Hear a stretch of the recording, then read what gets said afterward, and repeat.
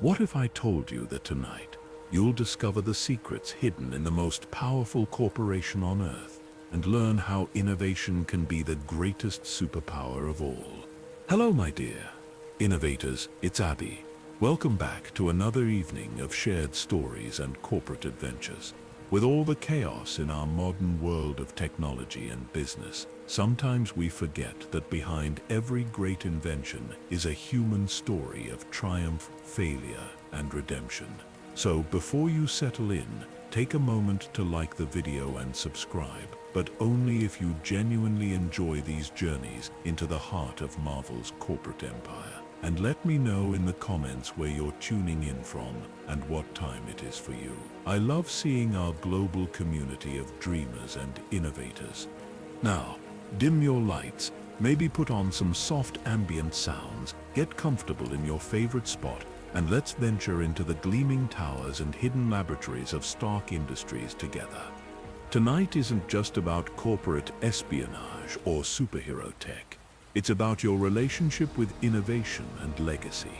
You'll step into a world where ordinary employees discover they're part of something extraordinary, where every breakthrough carries both promise and peril, and where the line between corporate success and heroic responsibility blurs completely. 4 interconnected tales await, each revealing a layer of Stark Industries' true purpose. By journey's end, you'll understand not just Tony Stark's vision, but your own potential to change the world through innovation and courage.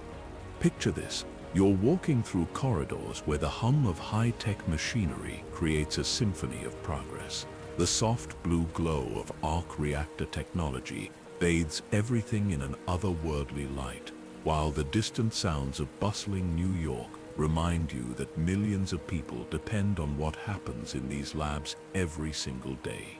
Remember that feeling of wanting to build something that matters? Tonight, that dream comes alive.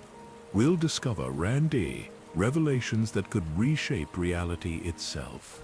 Executive mysteries that blur the line between boardroom decisions and battlefield heroics. Community outreach programs that create tomorrow's heroes today. And the origin story of innovation itself, where vision becomes reality and responsibility becomes power. So breathe deeply, let your shoulders relax, and prepare to enter a world where science fiction becomes science fact, where corporate responsibility means protecting the entire world, and where your greatest invention might just be the hero you become along the way. Are you ready to discover what it truly means to work for Stark Industries? Then let's begin our journey into the heart of innovation itself. Your heart races as you badge into Stark Industries R&D for the first time, knowing you're about to become part of something that could change the world if you're worthy of the trust. The elevator rises through what feels like endless floors, each one representing another level of clearance you've somehow earned. Your reflection stares back from the polished steel doors, and you hardly recognize yourself in the crisp white lab coat bearing the Stark Industries logo. The soft chime announces your arrival at Level 47, Research and Development. The doors slide open to reveal pristine white corridors bathed in the gentle blue glow of arc reactor technology. Every surface gleams with the kind of perfection that suggests serious money and even more serious purpose. Your footsteps echo despite the sound-dampening materials, and you realize you're holding your breath. First day nerves. The voice belongs to Dr. Sarah Chen, your assigned mentor, who appears beside you with the kind of fluid grace that suggests she's been navigating these halls for years. Her smile is warm, but her eyes hold depths that suggest she knows far more than any corporate orientation could have prepared you for. Something like that, you manage, adjusting your grip on the security badge that feels heavier than it should. The weight of it seems to represent all the background checks, the psychological evaluations, the mysterious final interview that you're still not entirely sure you passed or simply survived. Dr. Chen leads you deeper into the facility, past laboratories where researchers work with materials that seem to bend light around them. The air carries the distinctive scent of ozone and precision-engineered metals, mixed with something indefinably electric that makes your skin tingle. You pass workstations where holographic displays show molecular structures rotating in midair, and you catch glimpses of energy signatures that pulse with the same rhythm as your heartbeat. Your resume was impressive, Dr. Chen says as you walk. But what really caught our attention was your thesis on sustainable energy storage, particularly your theoretical work on miniaturization of high-output power sources. You nod, remembering the late nights spent on research that felt more like obsession than academic work. I always felt like I was working towards something specific, even though I couldn't quite define what. That's exactly what we were hoping to hear. She pauses at a security checkpoint, placing her palm on a scanner that bathes her hand in the same blue light you've been seeing throughout the facility. Tell me, what do you know about arc reactor technology? The question catches you off guard. Arc reactors are theoretical at best, the kind of technology that exists more in science fiction than in actual laboratories. I know the basic principles, but I was under the impression they were still decades away from practical application. Dr. Chen's smile deepens. What if I told you that assumption was incorrect? Before you can respond, she's leading you through a door marked with clearance levels. You're not sure you're supposed to see. The room beyond takes your breath away. Workstations arranged in a perfect circle surround a central holographic display, showing what can only be described as a three-dimensional blueprint of pure energy. The arc reactor design rotates slowly, its components labeled with specifications that make your engineering mind race with possibilities. This is where you'll be working, Dr. Chen says, her voice carrying a weight that suggests this assignment is anything but routine. Project Arc Light. We're developing the next generation of clean energy solutions, but we need fresh perspectives on some persistent challenges. You approach the central display, watching as the hologram responds to your presence, zooming in on specific components as if it can sense your areas of expertise. The mathematics are elegant, the engineering brilliant, but there's something about the power output specifications that seems almost impossible. The energy density readings, you murmur, studying the data streams. These numbers suggest applications far beyond commercial power generation. Very good. Dr. Chen's approval carries undertones. You can't quite identify. What kind of applications are you thinking? Your mind races through possibilities. Power sources this compact and efficient could revolutionize everything from electric vehicles to space exploration. But there's something about the defensive capabilities specifications that suggests military applications, or perhaps something even more specialized. Emergency response systems, you say carefully. Disaster relief operations requiring portable high-output power, maybe specialized protective equipment. Interesting choices. Dr. Chen makes a note on her tablet. All humanitarian applications. The way she says it makes you realize there might be other applications you haven't considered, or perhaps ones you're not yet cleared to know about. The thought sends a chill down your spine that has nothing to do with the laboratory's climate control. Dr. Chen, you begin, then pause as you notice the other researchers in the lab. They're all young, all brilliant looking, and they're all watching you with the kind of careful attention usually reserved for job interviews or security evaluations. Is there something special about this project that I should know? There's something special about you that we should discuss. She gestures toward her office, a glass-enclosed space that offers privacy while maintaining visual contact with the main laboratory. Your background check revealed some interesting family connections. Your stomach drops. Family connections weren't supposed to be part of your qualifications. You'd earned this position through academic merit and technical skill, not through networking or nepotism. I don't understand. Your parents, Dr. Chen says gently as she closes the office door. Dr. Michael and Dr. Rebecca Martinez. They worked for Stark Industries in the early 2000s.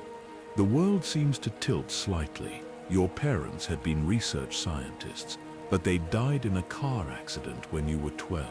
Your aunt had raised you, and she'd never mentioned any connection to Stark Industries. That's impossible. They worked for a small consulting firm. That was their cover story. Dr. Chen activates a privacy screen that makes the office walls opaque. They were part of the original arc reactor miniaturization project. Their work laid the foundation for everything we're doing here. Your legs feel weak, and you sink into the offered chair. Everything you thought you knew about your parents, about your own path to this moment, suddenly feels like a carefully constructed illusion. Why wasn't I told? Because their work was classified, and because we needed to be sure you were here for the right reasons. Dr. Chen's voice is gentle but firm. We needed to know that your innovations came from genuine passion, not from unconscious knowledge inherited from family discussions. The implications hit you like a physical blow. Your childhood fascination with energy systems, your intuitive understanding of power generation principles, your thesis research that had felt more like remembering than discovering. All of it suddenly makes sense in a way that's both thrilling and terrifying. The night they died, you say slowly, they were coming back from a conference, but there was no conference in the city they were supposed to be visiting. They were coming back from here. Dr. Chen's confirmation settles over you like a heavy blanket. They'd been working on a breakthrough that could have changed everything. The accident investigation found no mechanical failure, no environmental factors. It was just one of those tragic coincidences that sometimes shape entire lives. You sit in silence, processing the weight of revelations that are rewriting your entire personal history. The arc reactor hologram continues its slow rotation beyond the office walls, and you realize you're looking at technology your parents helped create, at innovations that cost them their lives and shaped yours. What happens now? You ask finally. Now you decide whether you're ready to continue their work, Dr. Chen says. But I should warn you, this isn't just about clean energy or humanitarian applications. The technology we're developing here has implications that go far beyond anything in your job description. Through the office window, you can see the other researchers returning to their work, but their occasional glances in your direction suggest they're all waiting to see what choice you'll make. The weight of legacy settles on your shoulders like a cloak you never asked to wear. Welcome to Stark Industries, Dr. Chen says, with eyes that seem far too knowing. We've been waiting for you. Your blood runs cold as you realize they haven't just been waiting. They've been planning, preparing, and positioning everything for this moment when you would finally be ready to claim your inheritance of innovation and responsibility. The classified project files you accidentally accessed burn in your mind like a fusion reaction, demanding answers you're not sure your clearance level is ready for. 3 days have passed since Dr. Chen's revelation about your parents, and you've thrown yourself into the Arc Light project with an intensity that surprises even you. But it's during the late evening hours, when the lab is nearly empty and the security protocols are at their most relaxed, that you find yourself digging deeper into systems you're not sure you're supposed to access. The soft blue glow of holographic displays casts shifting shadows across your worried face as you navigate through directories that seem to expand endlessly into Stark Industries' classified architecture. Your rapid breathing fogs up your safety glasses in the cold server room, and the electrical hum that permeates this level makes your teeth ache as you dig deeper into files that reference your parents' work. What started as innocent curiosity about your family's research has evolved into something far more complex. Every document you access leads to 3 more, each one revealing layers of corporate activity that go far beyond clean energy development. Cross-references to something called Project Nexus appear repeatedly, along with budget allocations that dwarf anything you've seen in standard R&D operations. Your fingers tremble as you open a file labeled Martinez Legacy Protocols. Inside, You find detailed psychological profiles of yourself dating back to your undergraduate years, tracking your academic progress, your research interests, and even your personal relationships. The thoroughness is both impressive and deeply disturbing. Dr. Chen's worn notebook lies open beside your workstation, filled with equations that look more like poetry than science. Her handwriting flows across the pages in patterns that suggest she's been working on these problems for years, possibly decades. The mathematical relationships she's exploring seem to bridge the gap between the theoretical work your parents were doing and the practical applications that Project Arc-Light demands. Working late again? The voice belongs to Dr. James Morrison, one of the senior researchers who's been watching you with particular interest since your arrival. His presence in the lab at this hour suggests your after-hours research hasn't gone unnoticed. Just trying to understand the full scope of what we're building, you reply, minimizing the classified files before he can see their contents. The more I learn about arc reactor technology, the more questions I have. Questions like what? Dr. Morrison settles into a nearby workstation, his casual demeanor suggesting this conversation was planned rather than coincidental. Questions like why the power output specifications seem designed for applications that don't match our stated research goals. You gesture toward the main holographic display where the arc reactor schematic continues its endless rotation. These aren't just clean energy solutions, there's something else entirely. Dr. Morrison nods slowly, as if he's been waiting for you to reach this conclusion. What kind of something else? The question hangs in the air like a challenge. You've been dancing around the implications for days, but saying them out loud feels like crossing a line you can't uncross. Personal power sources, portable, high-output energy systems designed for individual use rather than grid applications. Go on. The kind of power sources that could run advanced personal equipment indefinitely, military applications, emergency response systems, or perhaps something even more specialized. You pause, studying Dr. Morrison's expression for any sign of confirmation or denial. The kind of technology that could power something like a personal defense system. Dr. Morrison makes a note on his tablet, his expression carefully neutral. What makes you think in terms of defense systems? Because of the classified crossover budgets I found referenced in the archived files, the words come out before you can stop them, and you realize you've just admitted to accessing information beyond your clearance level. Because of the materials science requirements that don't make sense for stationary power generation, and because of the emergency protocols that assume hostile action rather than equipment failure, the silence that follows feels charged with the same energy that permeates the arc reactor technology. Morrison studies you with the intensity of someone making a critical decision, and you realize this entire conversation might be another test in a series you haven't been consciously aware of taking. Dr. Chen mentioned that you've been asking questions about your parents' work, he says finally. She told me they were part of the original miniaturization project, but the files I've found suggest their involvement went much deeper. You pull up a document that's been haunting your thoughts. They weren't just researching clean energy, they were developing weapons technology. Dr. Morrison's expression shifts slightly, revealing the first crack in his professional composure. What makes you say that? Because of the defensive capabilities specifications embedded in their research notes.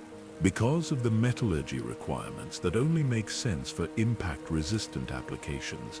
And because of the project codenames that reference mythological weapons rather than energy systems, the weight of your discovery settles between you like a physical presence.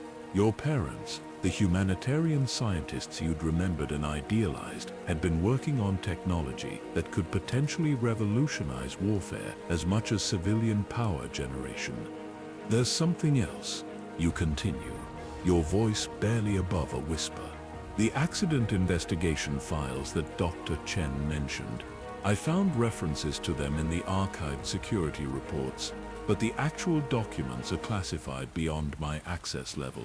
The timing suggests their deaths weren't coincidental. Dr. Morrison closes his tablet and leans back in his chair, his demeanor shifting from casual colleague to something more serious. What do you think happened to them? I think they discovered something that made them uncomfortable with the direction of their research. I think they tried to redirect the project toward purely civilian applications, and I think someone stopped them. The accusation feels dangerous to voice, but the evidence has been building in your mind for days. And what do you think that means for you? The question cuts to the heart of your growing anxiety. If your parents were killed to protect corporate secrets, what does that mean for their child who's now asking the same uncomfortable questions? I think it means I need to be very careful about what I discover and who I trust. Dr. Morrison nods slowly, as if your paranoia is not only justified but expected. Dr. Chen asked me to give you something when you reach this point in your understanding.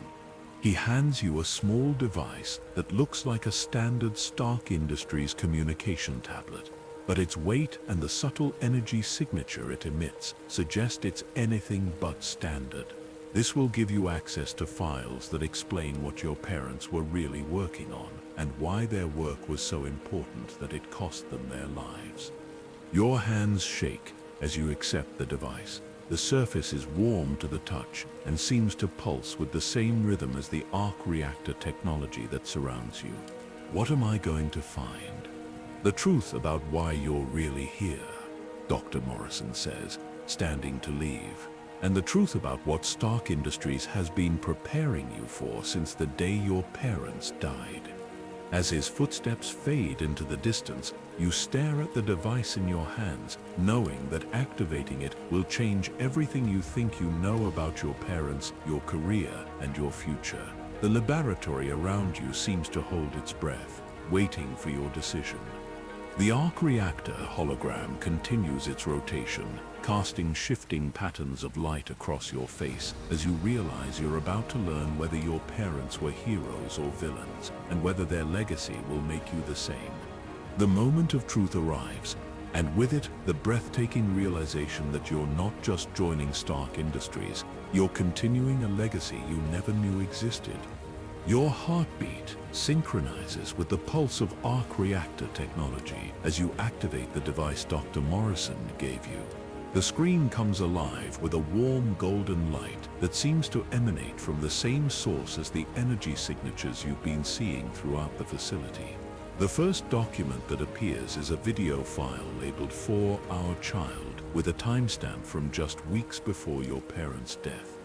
The faces that appear on screen are younger versions of the parents you remember, but their expressions carry a weight that you never saw in family photographs. Your mother's eyes hold the same intensity you recognize in your own when you're working on a particularly challenging problem, while your father's gentle smile carries undertones of determination that suggest he's made a difficult decision. If you're watching this, your mother begins, her voice carrying across the years with startling clarity. It means you've followed the path we hoped you would, and it means you're ready to understand what we were really working on. Your father leans forward, his hands folded in the gesture you remember from childhood conversations about science and responsibility. We want you to know that everything we did was for you, and for the future we believed you could help create. The video pauses, and text appears explaining that the file requires biometric confirmation to continue. You place your palm on the scanner, and the warm golden light bathes your hand in the same energy signature you've been sensing throughout the facility. The scanner accepts your identity, and your parents' faces return to the screen. The arc reactor technology isn't just about clean energy, your mother continues. It's about giving extraordinary people the tools they need to protect ordinary people from extraordinary threats. Your father nods, his expression serious. We've been working with Howard Stark and his son Tony to develop power sources that can support advanced protective systems, personal defense technologies that could make a single individual capable of responding to threats that entire military units couldn't handle. The implications hit you like lightning. Your parents weren't just researching weapons technology. They were developing the power sources for superhero equipment, creating the heart of technology that could turn ordinary people into protectors of the extraordinary. Your thesis work on sustainable energy storage, your mother says with pride that reaches across the years, shows that you've inherited not just our technical knowledge, but our understanding of what technology should be used for. The video transitions to technical specifications that make your engineering mind race with possibilities. The arc reactor designs your parents were working on are elegant beyond anything you've seen in current corporate literature, with power output capabilities that could revolutionize not just personal defense systems, but space exploration, deep-sea research, and emergency response operations. We know you're probably wondering why we never told you about this work, your father says, his voice gentle but firm. The truth is, we wanted you to choose this path because you believed in it, not because it was your inheritance. Your mother's smile carries the warmth you remember from childhood bedtime stories about scientists who changed the world. We also wanted to make sure you were strong enough to handle the responsibility that comes with this knowledge. The video shifts to show laboratory footage of early arc reactor prototypes, and you recognize the same facility where you're currently working. Your parents move through the lab with the confidence of people who belong there, collaborating with colleagues whose faces you now recognize among the senior researchers. The night we made this recording, your father says, we finished the breakthrough that makes modern arc reactor technology possible. The miniaturization protocols that allow unlimited clean energy in a package small enough to power personal equipment indefinitely. Your mother's expression grows serious. We also discovered that some people want to use this technology for purposes we can't support. Military applications that would turn defense systems into weapons of conquest rather than protection. The weight of their moral struggle settles over you like a cloak. Your parents had been facing the same ethical dilemmas that have been keeping you awake since you started working on Project Arclight. The technology they were developing could save the world or destroy it, depending on who controlled it and how it was used. If something happens to us, your father says quietly, know that we made our choice because we believe in the future you'll help create. Your mother leans forward, her eyes looking directly into yours across the years. We're not leaving you instructions or expectations. We're giving you information and trusting you to make your own decisions about how to use it. The video ends with both parents saying they love you, and the screen transitions to a comprehensive database of their research notes, technical specifications, and correspondence with other scientists working on related projects. The scope of their work is breathtaking, covering not just arc reactor technology, but advanced materials science, energy storage systems, and theoretical applications that seem to bridge the gap between science fiction and practical engineering. Your hands tremble as you scroll through years of their work, seeing the passion and dedication that drove them to sacrifice everything for technology that could change the world. Every equation tells a story of late nights and breakthrough moments. Every design iteration represents their growing understanding of what they were trying to achieve. Dr. Chen's voice interrupts your absorption in the files. They would be proud of you. You look up to find her standing in the laboratory doorway, her expression warm with understanding. You've been watching me. We've been waiting for you to be ready for this moment. She approaches your workstation, her movements careful and respectful. Your parents died protecting this technology from people who would have used it to harm others rather than protect them. The confirmation of your suspicions should feel like victory, but instead it settles over you like a heavy blanket of responsibility. What happens now? Now you decide whether you're ready to continue their work. Dr. Chen activates the main holographic display, and the arc reactor schematic expands to show not just the power source, but the complete system it's designed to support. But you should know that this isn't just about clean energy or humanitarian applications anymore. The hologram shifts to show a figure in advanced armor, powered by arc reactor technology and equipped with systems that could make one person capable of protecting millions. The applications your parents had been working toward become clear. They weren't just developing power sources, they were developing the heart of a new kind of hero. The technology we're building here, Dr. Chen continues, is already being used to protect people around the world. Your parents' work didn't die with them. It became the foundation for something greater than they ever imagined. You study the holographic display, seeing your parents' legacy transformed into something that surpasses their original vision. The arc reactor technology isn't just about individual protection anymore. It's about creating systems that can respond to threats that conventional military forces couldn't handle, emergencies that require capabilities beyond normal human limits. Are you ready to be part of that future? Dr. Chen asks. The question hangs in the air like a challenge and an invitation. You think about your parents' sacrifice, about the responsibility they've passed to you, and about the potential for technology to serve something greater than profit or power.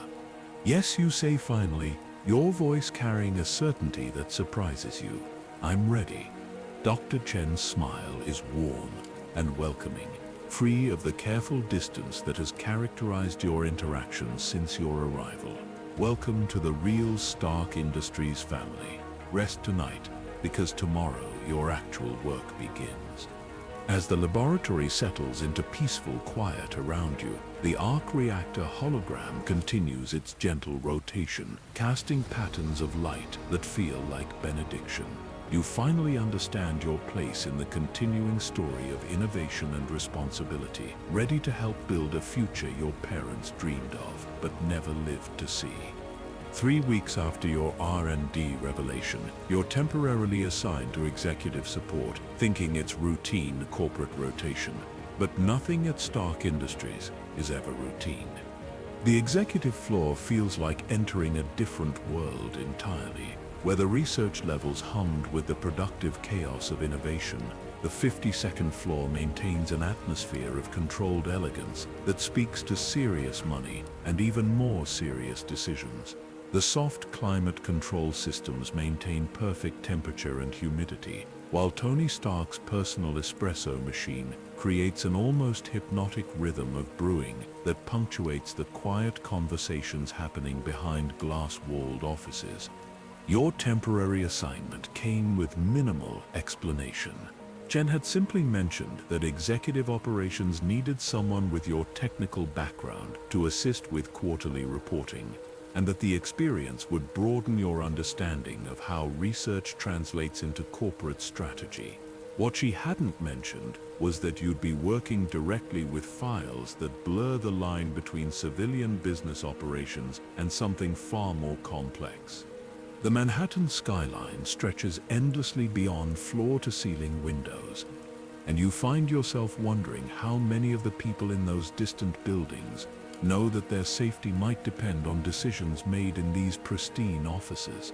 The subtle vibration of repulsors being tested 40 floors below creates a gentle tremor that most people would dismiss as building settling.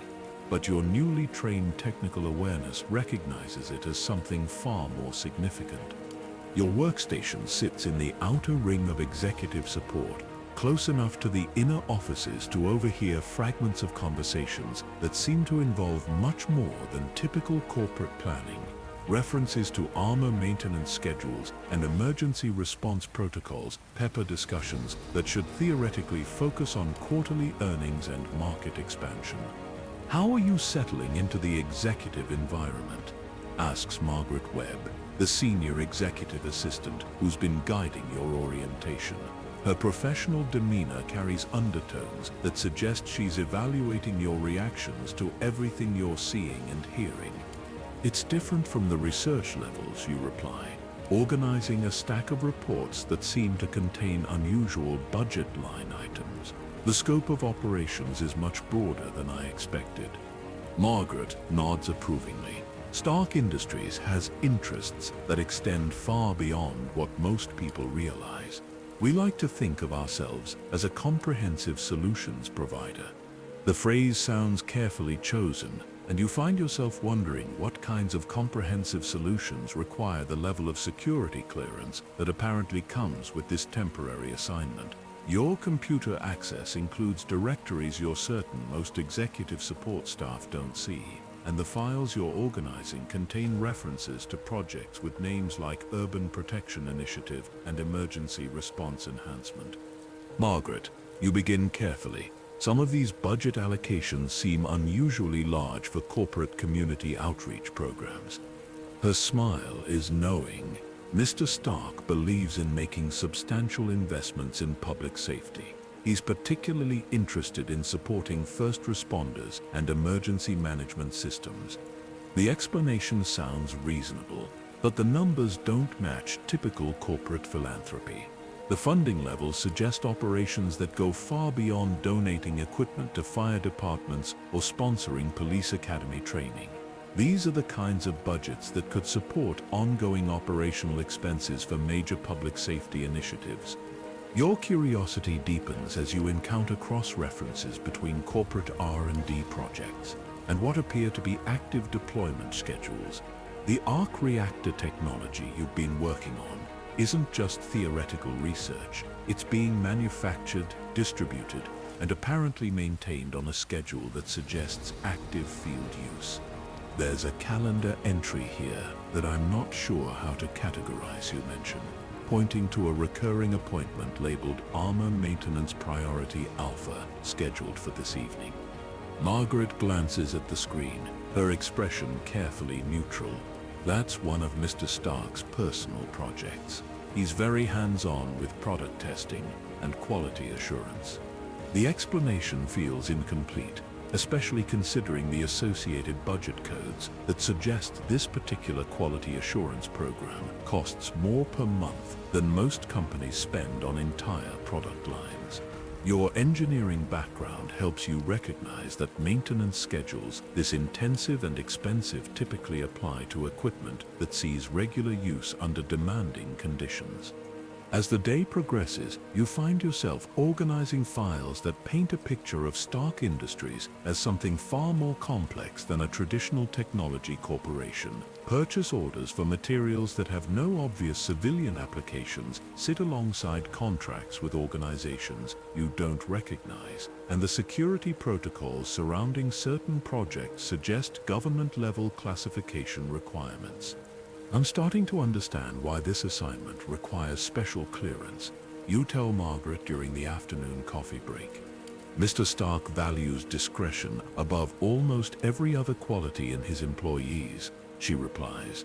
He needs people who can see the big picture without making assumptions about what they're seeing. The comment feels like both explanation and warning.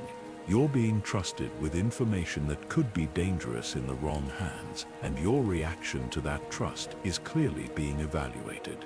The weight of responsibility settles over you like the arc reactor energy you've grown accustomed to sensing in the research levels. Your computer chimes with an incoming message marked priority delivery, and you open it to find a file transfer notification from Dr. Chen. The attached document appears to be a comprehensive technical manual for arc reactor maintenance procedures, but its complexity suggests applications far beyond the civilian power systems you've been working on. Dr. Chen sent me some technical documentation. You mentioned to Margaret, but it seems more advanced than anything we've covered in the research program. Margaret's expression sharpens with interest. Dr. Chen has been coordinating between research and executive operations for several years. She has a unique perspective on how our various projects interconnect. The phrase various projects seems to carry weight that suggests significance beyond typical corporate diversification. You're beginning to understand that Stark Industries operates on multiple levels simultaneously, with research, manufacturing, and deployment activities that support objectives you're only beginning to glimpse. The technical manual from Dr. Chen contains specifications that make your pulse quicken with recognition. These aren't just power systems, they're life support systems designed to sustain advanced equipment under conditions that would destroy conventional technology. The maintenance schedules suggest field use that involves significant stress and potential damage, requiring constant monitoring and frequent repair. As evening approaches, the executive floor begins to empty, but you notice that certain offices remain active, with people working on projects that apparently require after-hours attention.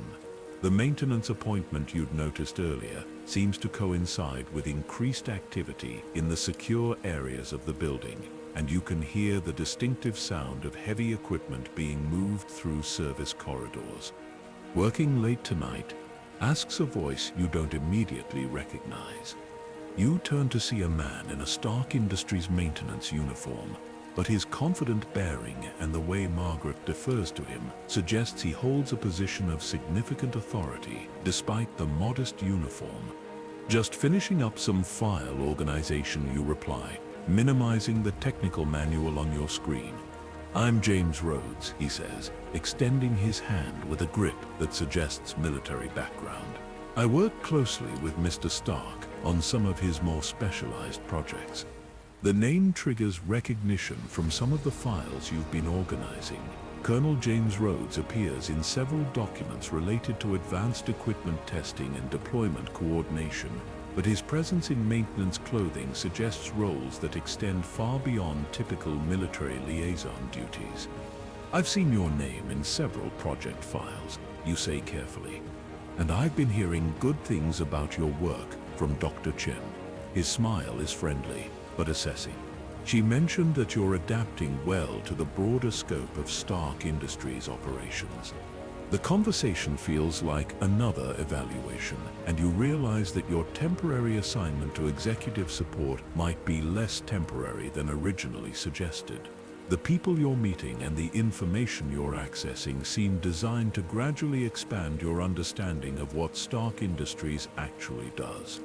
"Colonel Rhodes," you begin, then pause as you realize the military title might not be appropriate in the corporate setting.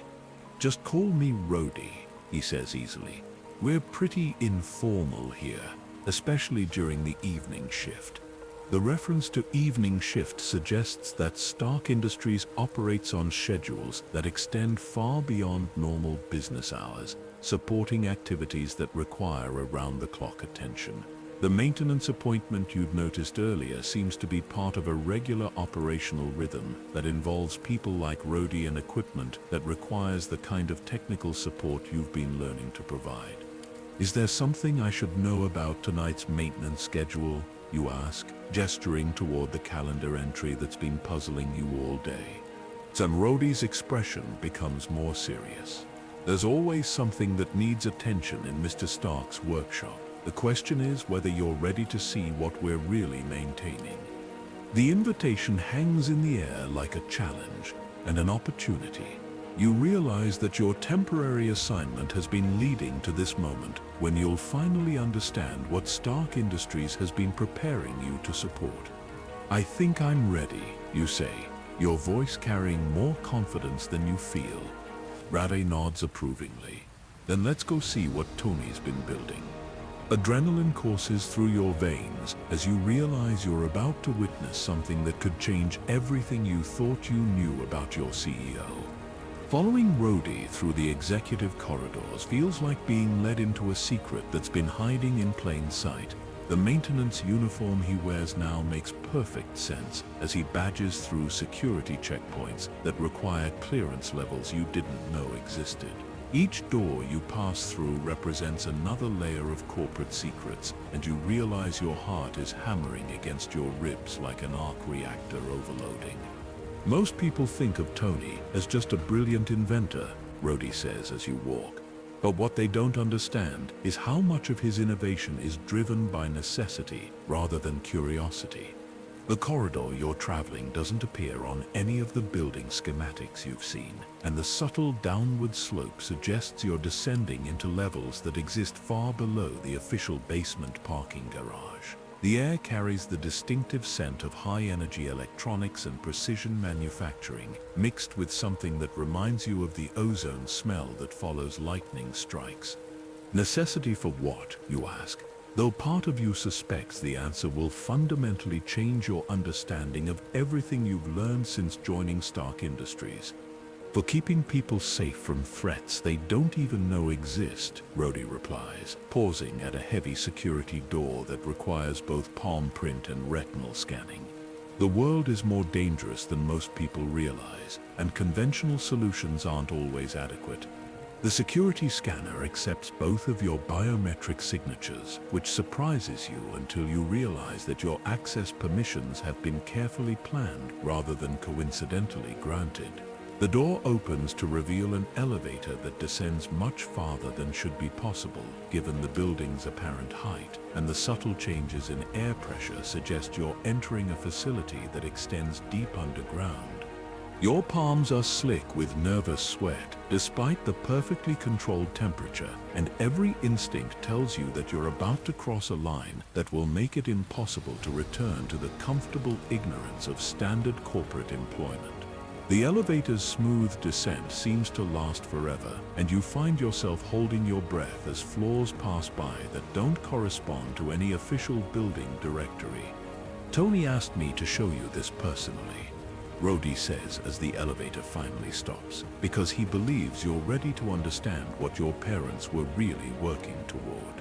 The doors open to reveal a workshop that defies every expectation you had about corporate research facilities.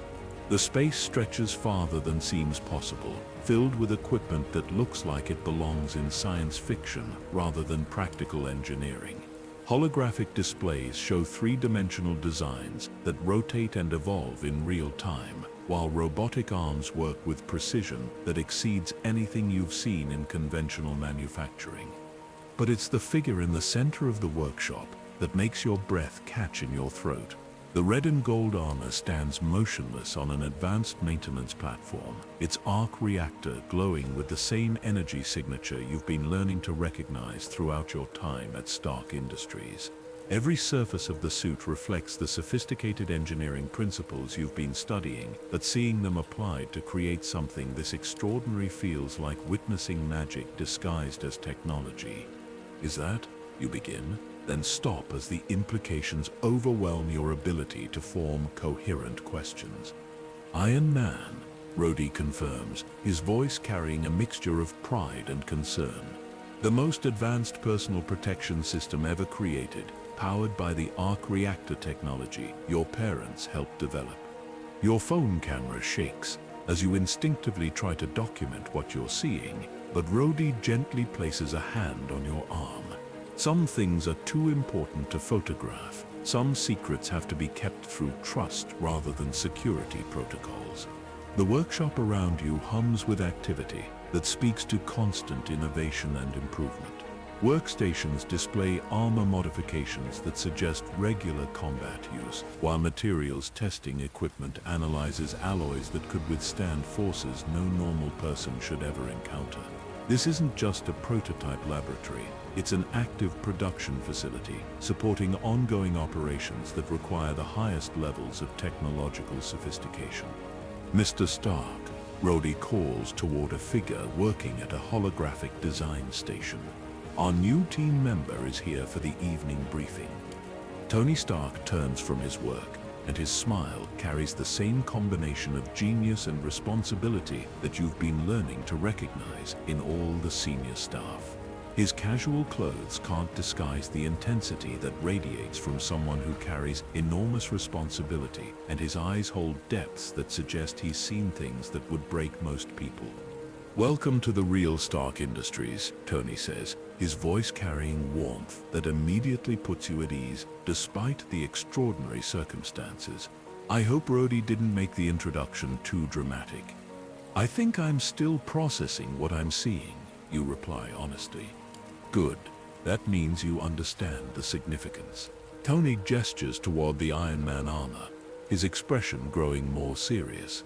This represents everything your parents believe technology should be used for: protection rather than destruction, defense rather than conquest, hope rather than fear.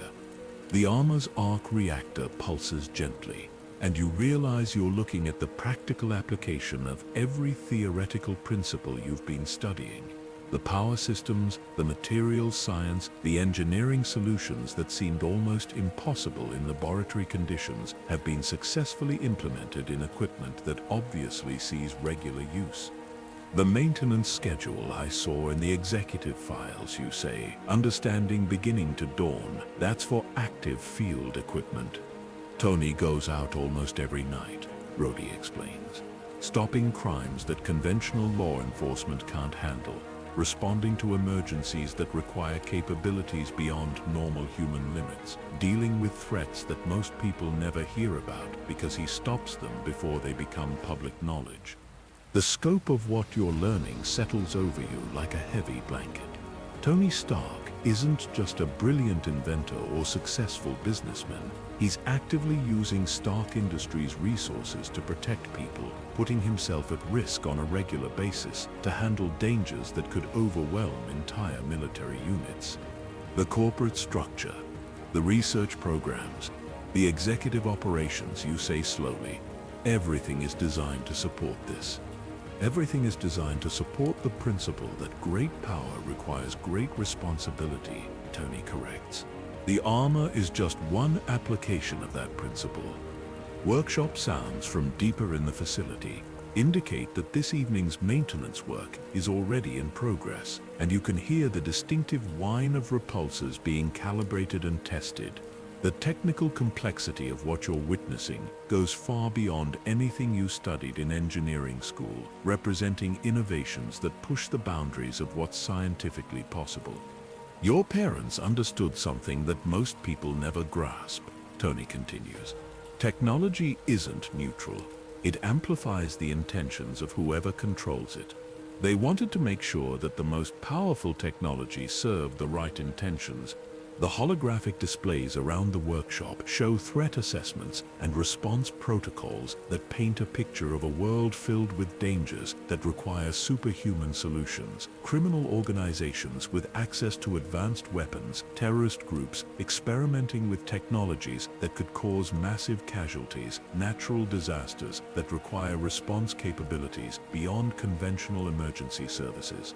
How long has this been going on, you ask? Since the first day I put on the armor, Tony replies, but the infrastructure that makes it possible has been building for much longer.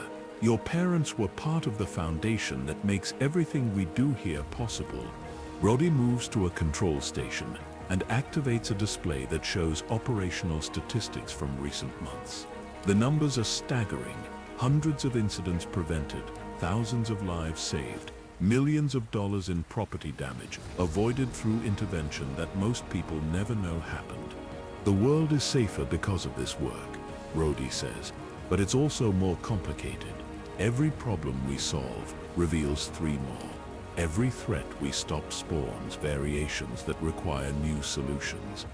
You study the data streams, recognizing patterns that speak to the enormous scope of what Tony and his team are trying to accomplish. The Iron Man armor isn't just advanced technology, it's the centerpiece of a comprehensive approach to public safety that operates at levels conventional authorities can't reach. Where do I fit into all of this, you ask? That depends on whether you're ready to help us solve problems that don't have easy answers, Tony says. Whether you're willing to work on technology that could save the world or end it, depending on who controls it. The question hangs in the air like a challenge and an invitation. You think about your parents' sacrifice, about the responsibility they accepted when they chose to work on technology that could change everything, and about the trust that Tony and his team are offering you. Before you can answer, alarms begin blaring throughout the facility, and the workshop's displays shift to show an emergency situation developing somewhere in the city. Tony's expression immediately shifts to focused determination as he moves toward the Iron Man armor. Looks like tonight's maintenance appointment just became a field deployment, Rhodey says, moving to his own equipment preparation station. You realize you're about to witness Tony Stark transforming from brilliant inventor to Iron Man, and the weight of the secrets you now carry settles over you like a cloak you never asked to wear, but know you'll never be able to remove. Relief floods through you like liquid vibranium as you realize you're not stumbling into secrets, you're being carefully guided into Tony Stark's inner circle. The alarms continue their urgent rhythm as Tony approaches the Iron Man armor with practiced efficiency. What you're witnessing isn't panic or hurried preparation, but the smooth execution of procedures that have been refined through countless repetitions. Rhodey moves to his own equipment station, and you realize he's preparing his own armor system, confirming suspicions you hadn't quite been ready to voice.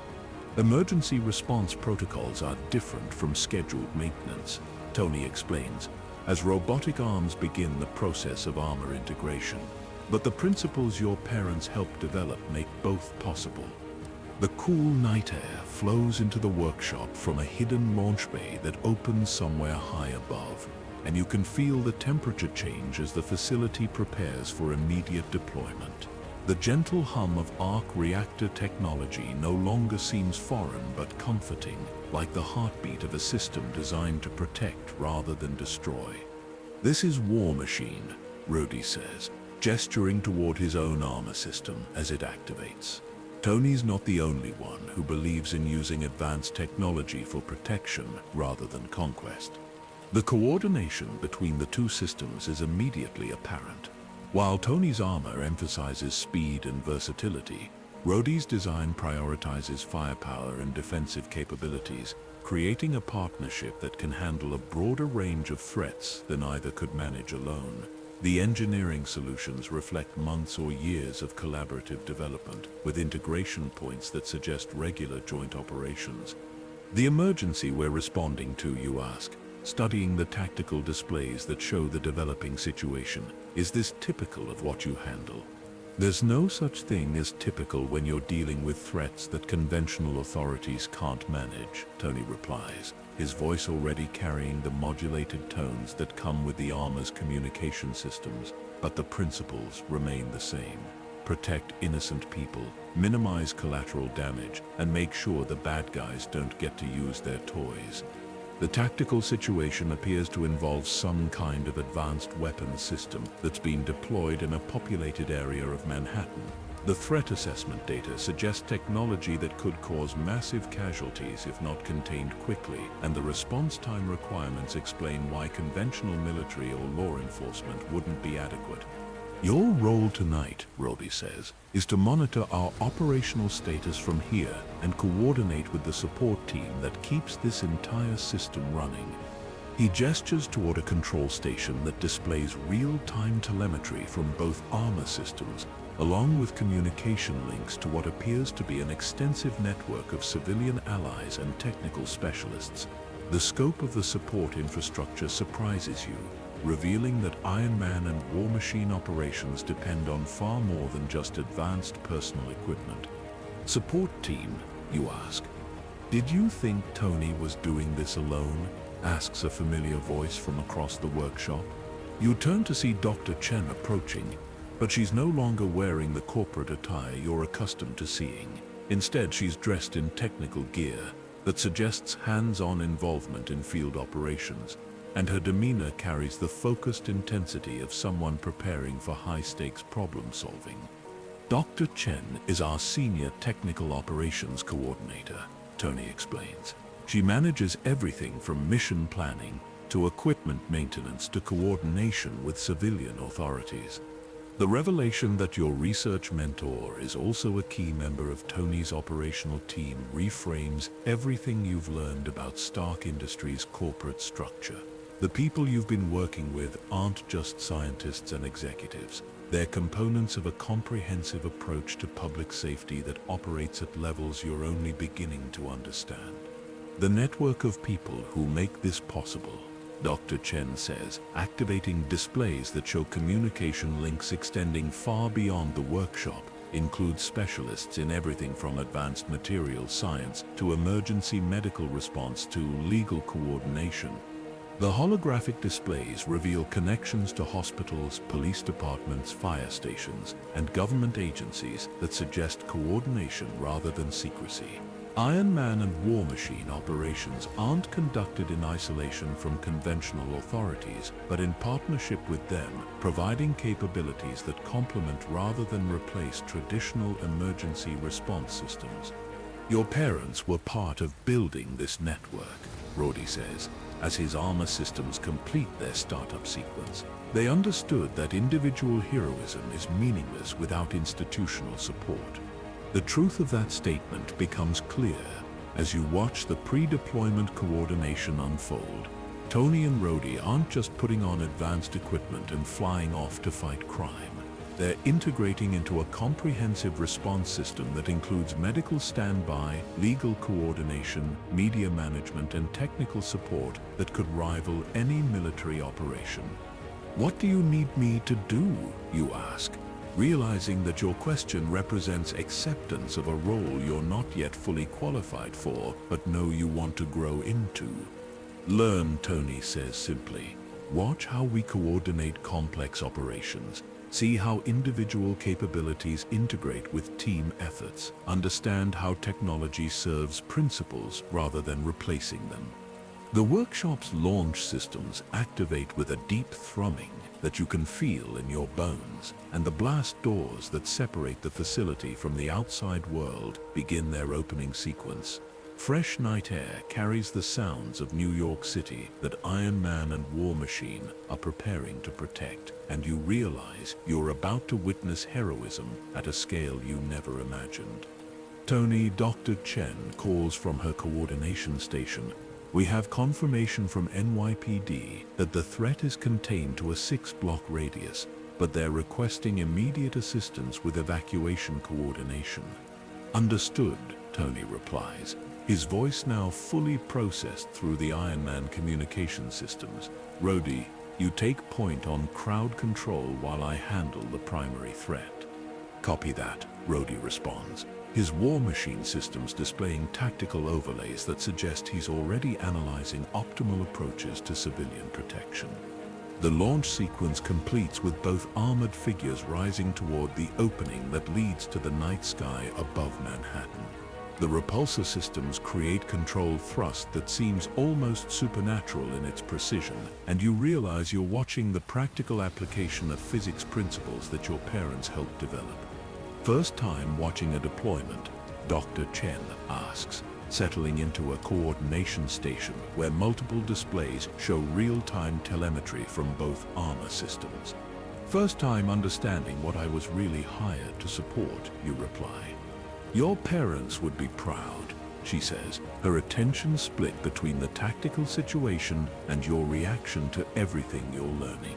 They always believed that the most important innovations are the ones that help people help others. The communication systems allow you to follow the developing operation as Tony and Rhodey coordinate their response to the Manhattan emergency. Their professional efficiency is immediately apparent, with tactical decisions that suggest extensive training and experience working together under high-pressure conditions. Technical analysis indicates the threat involves stolen Stark Industries prototypes, Dr. Chen reports, monitoring data streams from the field. Someone has been reverse engineering our defensive systems and converting them into offensive weapons. The irony is immediately apparent. Tony and Rhodey are responding to threats created by misuse of technology that was originally developed for protection, facing enemies who are using innovations intended to save lives as tools for causing harm. This is why your parents were so concerned about controlling access to advanced technology, Dr. Chen explains. Every defensive innovation can potentially be converted into an offensive weapon if it falls into the wrong hands. You watch the tactical displays as Tony and Rhodey systematically neutralize the threat while coordinating with civilian authorities to minimize public exposure to the danger. Their approach emphasizes containment and protection rather than overwhelming force, reflecting principles that prioritize innocent lives over operational efficiency. Operation complete, Tony's voice reports through the communication system. Threat neutralized, stolen technology recovered, no civilian casualties. War Machine confirms all clear, Rhodey adds. returning to base for debriefing and equipment maintenance. The successful resolution feels almost anticlimactic after the intensity of the preparation and deployment phases, but you realize that anticlimactic success is exactly what good emergency response should achieve. The goal isn't dramatic heroics, but effective problem solving that minimizes harm and resolves dangerous situations. "Welcome to the real Stark Industries family," Dr. Chen says, as the workshop prepares for post-operation procedures. "Rest tonight, because tomorrow you start learning how to support operations that most people never know happen." As Tony and Rhodey return to the workshop, their armor systems already beginning the post-deployment analysis that will inform future improvements. You realize you're not just witnessing heroism, but becoming part of the infrastructure that makes heroism possible. The weight of that responsibility settles over you like the warmth of arc reactor energy, and you know you've found your place in something greater than any individual ambition.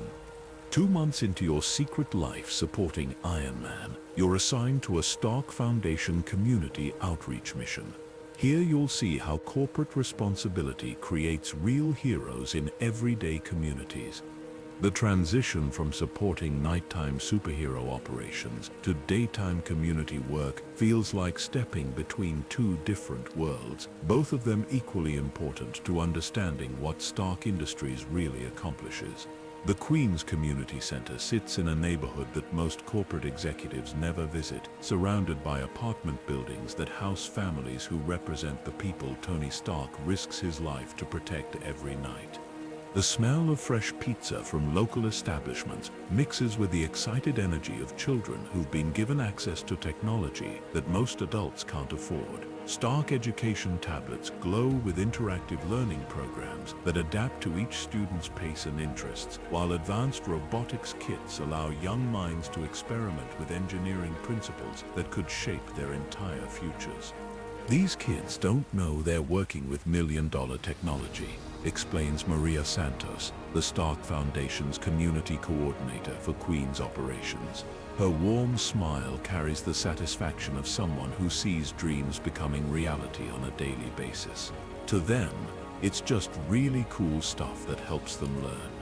You watch a 10-year-old girl program a simple robot to navigate an obstacle course, her concentration absolute as she debugs code that would challenge most college students. The intuitive interface of the Stark education system makes advanced programming concepts accessible to minds that are still forming their understanding of what's possible. "How long has the Foundation been working in this community?" you ask, studying the easy integration of advanced technology into what appears to be a standard after-school program. "Officially, about 3 years, Maria replies. "Unofficially, Mr. Stark has been keeping an eye on this neighborhood much longer than that." The distinction between official and unofficial involvement suggests layers of community investment that go far beyond standard corporate philanthropy. As you observe the interactions between Foundation staff and local families, you notice relationships that speak to sustained engagement rather than temporary charitable gestures. An elderly volunteer named Mrs. Rodriguez guides a group of teenagers through advanced mathematics using holographic displays that make abstract concepts tangible and interactive. Her steady hands move with the confidence of someone who's mastered technology that most people her age find intimidating. And her teaching methods blend traditional wisdom with cutting-edge educational tools. "Mrs. Rodriguez was one of our first community partners," Maria explains. "She convinced us that the best technology in the world is worthless unless it's paired with people who understand how to help others learn." The philosophy behind the Foundation's approach becomes clear as you watch experienced community members work alongside Stark Industries technology specialists. Rather than imposing corporate solutions on neighborhood problems, the Foundation has created partnerships that respect local expertise while providing resources that can amplify existing community strengths. These tablets, you observe, watching students work with interfaces that respond to voice commands in both English and Spanish. They're not commercial models. Mr. Stark believes that one-size-fits-all solutions don't actually fit anyone very well. Maria says, every piece of technology we provide is customized for the specific community where it will be used. The customization extends far beyond language options. The educational software includes local history projects, connects students with community mentors, and provides pathways to internships and scholarships that recognize the specific challenges and opportunities of their neighborhood. This isn't technology charity, but technology partnership designed to amplify existing community assets rather than replace them. A young boy approaches your workstation, his eyes bright with the curiosity that drives all great innovators. "Are you here to help us build the Robot Soccer League?" he asks, holding up a tablet displaying a complex engineering challenge that involves autonomous navigation, team coordination, and strategic problem solving. "Robot Soccer League," you reply, intrigued by the combination of play and advanced engineering. "It's next month's big project," he explains enthusiastically. "We're building robots that can work together to play soccer, but they have to make their own decisions about where to go and what to do." The project represents exactly the kind of challenge that develops the thinking skills needed for future innovation careers. By disguising advanced artificial intelligence and robotics concepts as competitive play, the Foundation creates learning experiences that feel like fun rather than academic work. "The kids don't realize they're doing graduate-level research," Maria says quietly. "They just know they're building something cool with their friends." As the afternoon progresses, you begin to notice patterns that speak to the Foundation's deeper impact on community life. Parents arrive to pick up children, but many stay to participate in adult education programs that cover everything from basic computer literacy to advanced certification courses in technical fields. The community center functions as an educational ecosystem that serves entire families rather than just young students. Mr. Stark visits sometimes, mentions Carlos, a teenager working on a project that involves programming drones to assist with urban agriculture. He doesn't make a big deal about it, just shows up and asks what we're working on. The casual mention of Tony Stark's personal involvement surprises you until you realize it shouldn't. Everything you've learned about his approach to heroism emphasizes personal responsibility and direct engagement rather than distant philanthropy. His investment in these young minds represents the same principle that drives his nighttime operations, protection through empowerment. Has anyone here ever expressed interest in working for Stark Industries? You ask Maria. 3 of our former students are currently in the company's internship program, she replies with obvious pride. 2 more have received full scholarships to MIT, and several others are pursuing technical careers that will probably bring them back to us as mentors. The sustainable cycle of community investment becomes clear. The Foundation isn't just providing temporary educational opportunities, but creating pathways that allow community members to develop skills, pursue careers, and return to strengthen the next generation. This represents corporate responsibility that builds long-term community capacity rather than creating dependency on external support. During the evening coding workshop, you notice that all the Stark tablets simultaneously display the same message: security breach, Stark Foundation programs, compromised. The cheerful learning environment immediately shifts to confusion as students and staff try to understand what's happening. In the chaos that follows, you notice a figure in the shadows near the community center's main entrance, using professional photography equipment to document the children's faces and the Foundation's technology. The observer's focused attention and expensive camera equipment suggest intelligence gathering rather than casual interest. Your own tablet chimes with a message that appears to come from Foundation security. Not everyone wants these kids to succeed. Rooftop, come alone. A friend of Stark. The message sends ice through your veins as you realize that the community outreach program you've been learning to appreciate might be under threat from people who see educational empowerment as dangerous rather than beneficial.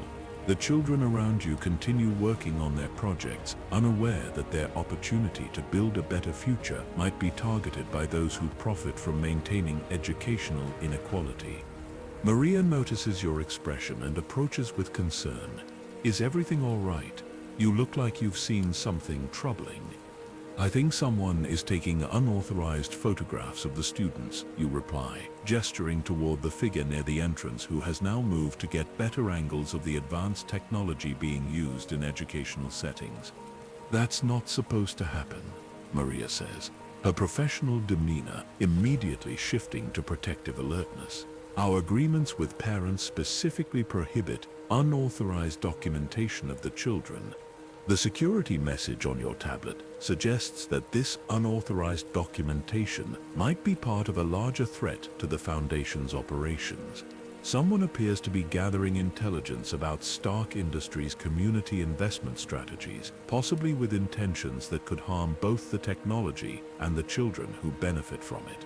Should we contact building security? You ask, though you suspect that standard security protocols won't be adequate for threats that target Stark Industries operations. I think this situation requires different expertise, Maria replies, activating a communication device that you recognize as more sophisticated than standard Foundation equipment. We need to protect the children while figuring out who's interested in compromising their educational opportunities. The evening's coding workshop continues around you, but you can feel the weight of potential danger settling over a community program that represents hope and opportunity for dozens of families. The contrast between the children's innocent enthusiasm for learning and the adult world's capacity for turning educational advancement into a security threat creates a tension that makes your stomach tighten with protective instincts. As you prepare to respond to the mysterious message that could either provide answers or lead you into greater danger, you realize that protecting Stark Industries' community investments requires the same kind of courage that supports Tony Stark's nighttime heroics. The children working on their robot soccer teams deserve futures that aren't constrained by people who see their potential as threatening. Your protective instincts for these bright young minds override your fear as you realize someone is targeting the very children Stark Industries is trying to help. The climb to the community center's rooftop feels like ascending toward answers you're not sure you want to hear. Each step up the emergency stairwell increases your awareness that you're leaving behind the safe, controlled environment of the Foundation's educational programs and entering a situation that could have consequences far beyond anything you've been trained to handle. The wind carries the distinctive sounds of Queens traffic as you push through the rooftop access door, and the New York skyline spreads before you like a circuit board of lights and possibilities.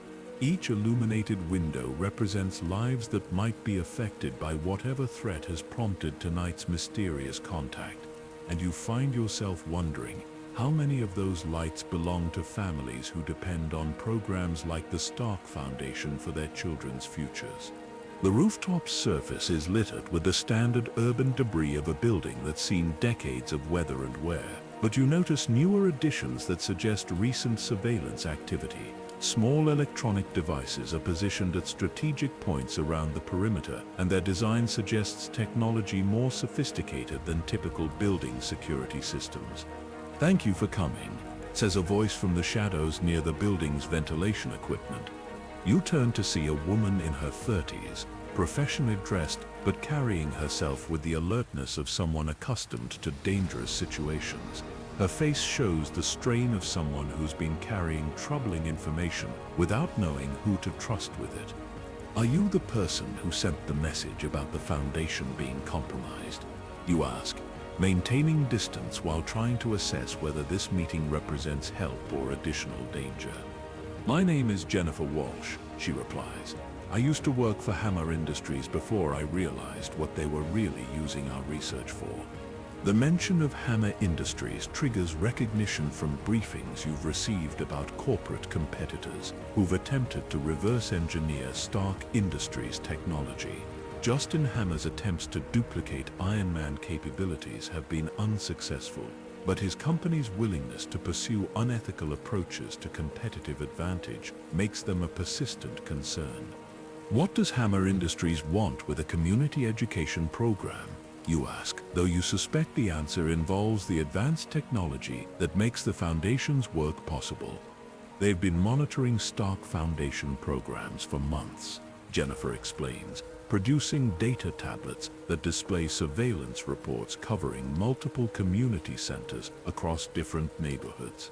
They're documenting which technologies are being used, how children interact with advanced systems, and which students show exceptional aptitude for technical subjects.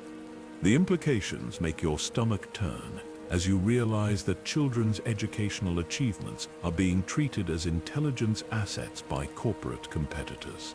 The young minds you've been watching develop their potential through innovative learning tools are being studied like specimens by people who see their talents as resources to be acquired or controlled. They're planning to sabotage tomorrow night's Young Inventors Showcase, Jennifer continues, her voice carrying the urgency of someone who's discovered a threat with limited time to prevent it.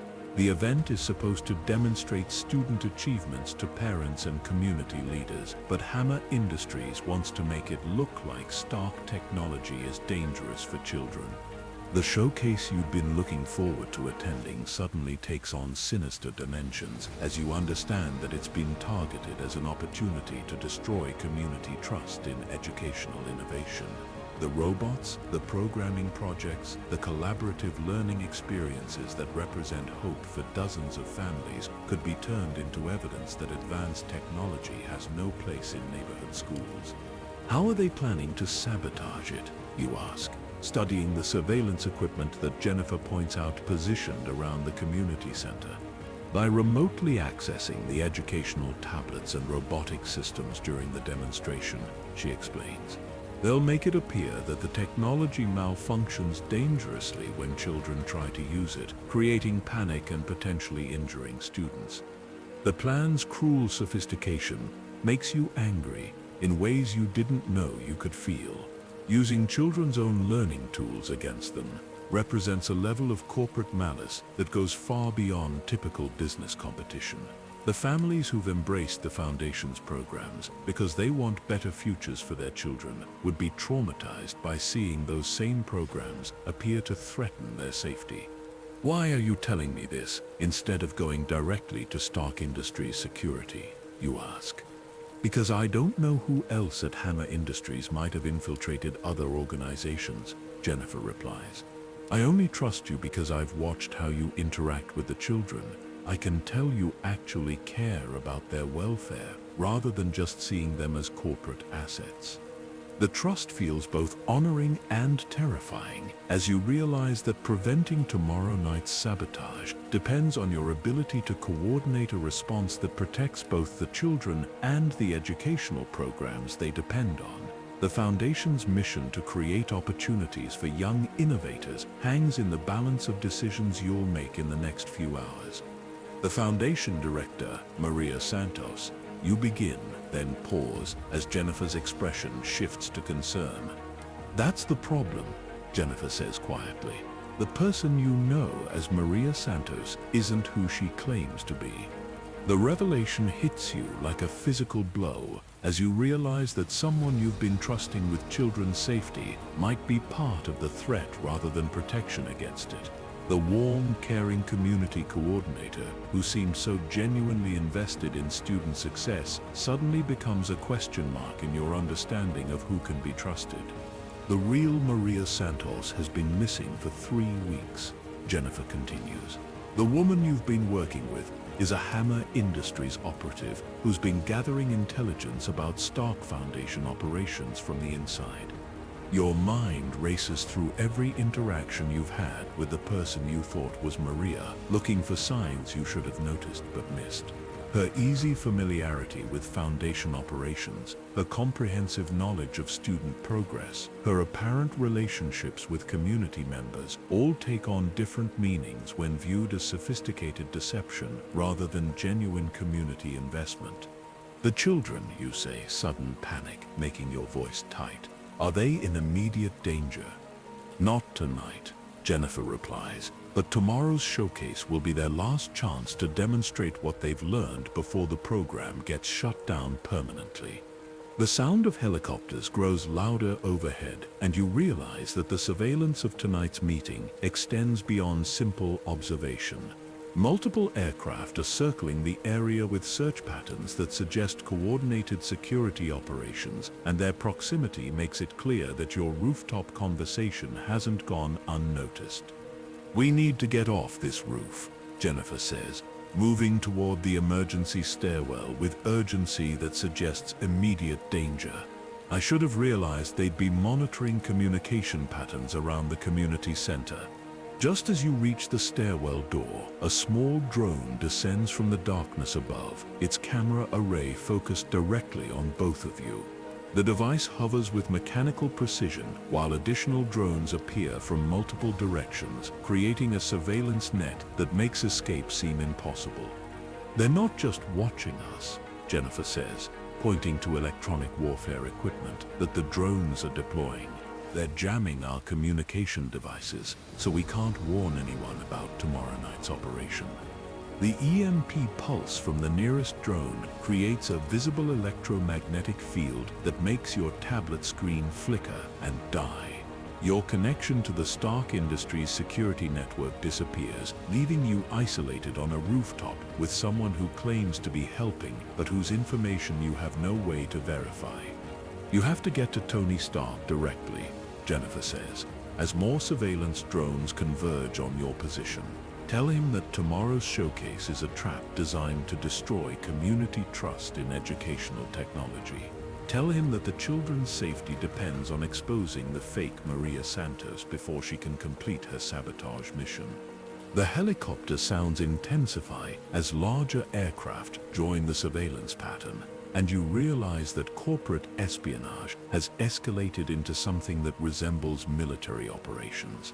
The community center below houses families who have no idea that their children's educational opportunities have become battlegrounds in a conflict between competing visions of technological progress. "Whatever you do," Jennifer calls over the increasing noise, "don't trust the Foundation director. She's not there to help the children learn. She's there to make sure they never get the chance to succeed." The warning echoes in your mind as you realize that protecting the Young Inventors Showcase requires not just preventing technical sabotage, but exposing human betrayal that strikes at the heart of everything the Stark Foundation represents.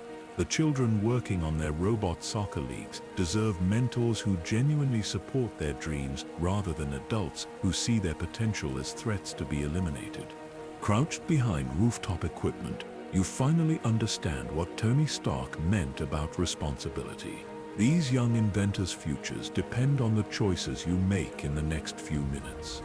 The rough brick scrapes against your shoulder as you hide behind the building's ventilation systems, trying to process Jennifer's warnings while surveillance drones circle overhead like mechanical predators. The metallic taste of determination coats your tongue as you realize that the children sleeping in apartments below have no idea their educational dreams have become targets in a corporate war they never chose to join. Your Stark pad vibrates urgently with encrypted messages from the security team, but the electromagnetic interference from the drones makes communication unreliable at best. Fragments of messages appear and disappear, creating a frustrating puzzle of partial information that suggests backup is coming, but provides no details about timing or approach. The distant laughter from late-evening community activities in the center below creates a heartbreaking contrast to the high-tech warfare unfolding on the rooftop. Parents are probably helping children with homework, volunteers are cleaning up after educational workshops, and families are making plans to attend tomorrow's showcase that's been designed to betray their trust in the worst possible way. The communication jamming isn't just about isolating us, you realize. Speaking quietly to Jennifer, who's pressed against the opposite side of the ventilation equipment. It's about preventing us from coordinating with anyone who could stop tomorrow's sabotage. Hammer Industries has been planning this operation for months, Jennifer replies, her voice barely audible over the drone activity. They need the Stark Foundation programs to fail publicly so they can position their own educational technology as the safer alternative. The business logic is coldly rational and morally reprehensible. By creating artificial failures in innovative educational programs, Hammer Industries can market inferior alternatives that appear safer simply because they're less capable of inspiring genuine learning breakthroughs. The children who would benefit from access to advanced educational technology become casualties in a competition they never agreed to participate in. Your StarkPad manages to establish momentary connection with the workshop's communication systems, and Dr. Chen's voice breaks through the interference with urgent clarity. Emergency protocols are now active. Tony is aware of the threat to the Foundation programs, but he needs confirmation about the extent of the infiltration. The partial connection allows you to transmit basic information about the fake Maria Santos and the planned sabotage, but the details about timing and methodology get lost in electromagnetic static. You can only hope that enough information reaches Tony to trigger appropriate protective responses. Tony's not going to abandon these kids, you say with certainty that surprises you with its intensity. He'll find a way to protect the showcase while exposing whoever's behind the threat. Jennifer nods, her expression showing mixture of hope and concern, but he needs to know that the threat isn't just external corporate sabotage. The person running the Foundation's local operations is actively working to ensure the sabotage succeeds. The surveillance drones begin shifting their patrol patterns, and you realize their operators are probably planning to either capture or eliminate the sources of information that could disrupt tomorrow's operation. The stakes have escalated beyond corporate competition into something that resembles actual warfare, with children's educational futures serving as the primary battlefield. We need to get this information to Tony directly, you say, studying the drone patterns for gaps that might allow escape from the rooftop. Even if we can't communicate electronically, we can physically reach someone who can pass along the warning. The drones are equipped with non-lethal weapons, Jennifer warns, pointing to equipment pods that suggest electromagnetic pulse capabilities and possibly sonic disruptors. They're not trying to kill us, but they'll definitely try to incapacitate us if we attempt to leave. The distinction between lethal and non-lethal force provides small comfort when considering the consequences of failure. If the showcase sabotage succeeds as planned, the damage to community trust in educational innovation could take years to repair, during which time dozens of young minds would lose opportunities that could change their entire life trajectories. Your training in crisis management during the months supporting Iron Man operations provides frameworks for analyzing the tactical situation, but the emotional weight of protecting children's futures adds pressure that makes clear thinking challenging. Every decision you make carries consequences for families who've invested their hopes in programs that promise their children access to better futures. The building's emergency systems, you realize, studying architectural features that might provide alternative communication methods. If we can trigger fire safety protocols, the automatic emergency notifications might bypass the electronic jamming. Jennifer considers the possibility, then shakes her head. That could cause panic evacuation of families with children still in the building. We'd be creating the kind of chaos that makes it easier for the sabotage to succeed tomorrow night. The moral complexity of the situation becomes clear as you realize that every possible action carries risks for innocent people. Protecting the children requires careful coordination that minimizes harm, while maximizing the chances of exposing the threats they face. The drone activity suddenly intensifies as additional aircraft arrive, but these new arrivals move with different flight patterns that suggest friendlier intentions. The distinctive sound of repulsors creates hope that cuts through your anxiety like sunlight breaking through storm clouds. Iron Man, you whisper, recognizing the approach signature from months of monitoring workshop operations. The red and gold armor streak across the Queen's skyline, faster than your eyes can track, but the targeting systems of hostile drones track him perfectly. What follows is a brief but intense aerial engagement that demonstrates why Tony Stark's protective technology represents such a significant advancement over conventional security systems. War Machine. This is Iron Man. Tony's voice carries clearly through communication systems that cut through the electronic jamming like it doesn't exist. I have eyes on our community liaison and the Hammer Industries informant, clearing hostile surveillance now. The precision with which Tony and Rhodey disable the threatening drones without causing collateral damage to the surrounding neighborhood demonstrates exactly the kind of protective capability that the Stark Foundation's educational programs are designed to inspire in the next generation. Both of you stay exactly where you are. Dr. Chen's voice comes through your Stark pad as communication links are restored. We're coordinating with building security to ensure safe extraction, and Tony wants to debrief you both about tomorrow's protective operations. The relief of knowing that backup has arrived is immediately replaced by determination to ensure that the Young Inventors Showcase proceeds as intended, with children demonstrating their achievements to proud families rather than witnessing their educational tools being turned against them by adults who profit from limiting their potential. As Iron Man and War Machine establish protective perimeter around the community center, you realize that defending the Stark Foundation's mission requires the same courage and coordination that protects the city from technological threats. The children working tomorrow to demonstrate robot soccer teams and programming projects deserve mentors who genuinely support their dreams rather than adults who see their success as competition to be eliminated. The battle for the community center's educational mission is just beginning, but with Tony Stark's direct involvement, you know the young inventors will have the protection they need to show the world what's possible when advanced technology serves human potential rather than corporate profits.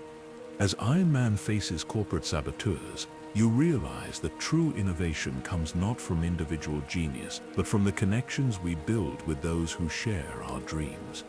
The distinctive golden glow of repulsors lights up the Queen's skyline as Tony coordinates the protection of the community center below. What you're witnessing isn't just superhero intervention, but the practical application of everything the Stark Foundation represents, advanced technology serving to protect and empower rather than control or destroy. The hostile surveillance drones fall silent one by one as Tony and Rhodey systematically disable their electronics without causing explosive failures that could endanger the families in surrounding buildings. Each precise strike demonstrates the difference between technology wielded with responsibility and technology deployed for corporate advantage regardless of human cost. Community members are gathering in the center's main hall. Dr. Chen reports through the restored communication links. Word has spread about the security situation, and parents want to understand what's happening to their children's educational programs. From your rooftop position, you can see lights coming on in apartment windows throughout the neighborhood as families react to the unusual aircraft activity overhead. Rather than panic, however, the community's response shows the kind of organized concern that suggests these families have faced challenges together before and know how to support each other through uncertainty. The fake Maria Santos, Jennifer says, monitoring activity through the center's windows. She's trying to convince parents that the security situation proves Stark Industries' technology is too dangerous for community use. The attempt to turn protective response into evidence of threat represents exactly the kind of manipulation that Hammer Industries' sabotage plan depends on. By creating artificial crises and then presenting their removal of advanced educational technology as safety measures, corporate competitors can destroy innovative programs while appearing to act in children's best interests. Iron Man, this is community liaison, you say, into your Stark pad, surprised by how natural it feels to coordinate directly with Tony during active operations. The hostile operative is currently inside the building, attempting to turn protective measures into propaganda against the Foundation's mission. Copy that. Tony replies, his voice carrying the focused calm that comes with extensive experience managing complex crisis situations. War Machine and I are establishing perimeter security. I need you and our Hammer informant to coordinate with building security for safe civilian evacuation if necessary. The responsibility of helping coordinate civilian protection during superhero operations feels both overwhelming and absolutely right. These are the families whose children have been working on robot soccer leagues and programming projects, and their safety matters more than any corporate competition or technological demonstration. Jennifer produces identification credentials that reveal her actual role as a federal investigator who's been working undercover within Hammer Industries for months.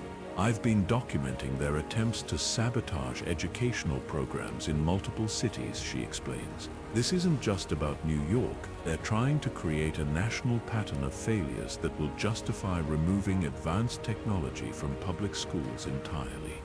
The scope of the threat expands beyond protecting one community center to defending the principle that innovative education should be accessible to all children rather than reserved for those whose families can afford private alternatives. The young inventors working on their showcase projects represent thousands of students whose futures depend on maintaining programs that recognize potential regardless of economic background. The real Maria Santos, Jennifer continues, has been rescued from the location where Hammer Industries was holding her. She's safe, but she's been replaced for 3 weeks, which means the operative has had extensive time to gather intelligence about student capabilities and family relationships. The violation of community trust cuts deeper than simple corporate espionage.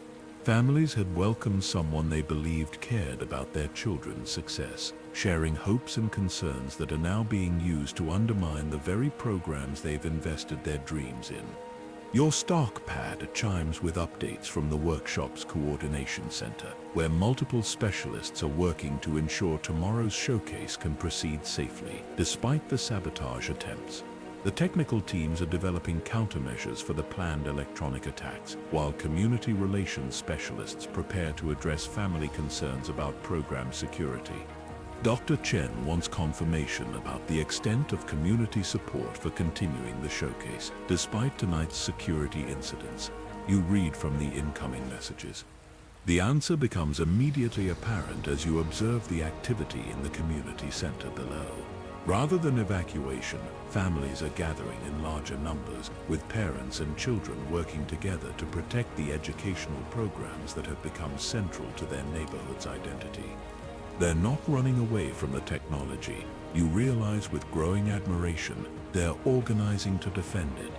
Through the center's windows, you can see families collaborating to secure the robotics equipment and educational tablets that represent their children's pathways to better futures. Teenagers are helping elderly volunteers move sensitive equipment to protected areas, while parents coordinate with building security to establish communication with external protective forces. Iron Man, you report, the community is self-organizing to protect the Foundation's programs. They understand that tonight's threats are aimed at destroying opportunities for their children, and they're choosing to fight back. That's exactly what we hoped would happen, Tony responds, and you can hear the satisfaction in his voice. The best defense against people who want to limit educational access is communities that refuse to let their children's futures be restricted. The young inventors whose work was supposed to be sabotaged tomorrow are now actively participating in protecting their own showcase. Students who've been learning advanced programming are using their skills to help secure electronic systems, while those working on robotics projects apply their engineering knowledge to improve physical security measures. Mrs. Rodriguez, you observe through the center's windows, she's coordinating with Foundation security like she's done this before. Jennifer nods with understanding. Community leaders in neighborhoods like this have extensive experience protecting things that matter to their families. They know how to organize when someone tries to take away opportunities their children need. The elderly volunteer who's been guiding students through advanced mathematics is now serving as liaison between family groups and professional security personnel, translating between different approaches to crisis management while maintaining focus on protecting educational resources. War Machine establishes landing position in the community center's courtyard, and Rhodey's presence immediately reassures families that their protective concerns are being taken seriously by people with the capability to address sophisticated threats. His military background helps him communicate effectively with parents who understand the difference between genuine security measures and artificial crisis creation. Community members want to know if tomorrow's showcase can proceed as planned. Rhodey reports through the communication network. They've invested weeks of preparation and the children are excited to demonstrate what they've learned. The showcase will happen, Tony confirms, his Iron Man armor now visible through the center's main windows as he coordinates directly with community leaders. But it's going to be even better than originally planned, because now everyone understands how important it is to protect educational innovation.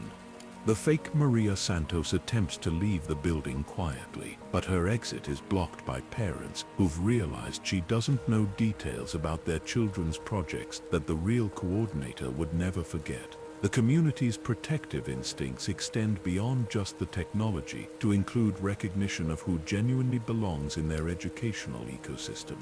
Federal agents are coordinating with building security to apprehend the Hammer Industries operative, Jennifer reports, activating communication devices that identify her as the lead investigator on corporate sabotage cases. She'll be charged with identity theft, corporate espionage, and endangering children's welfare.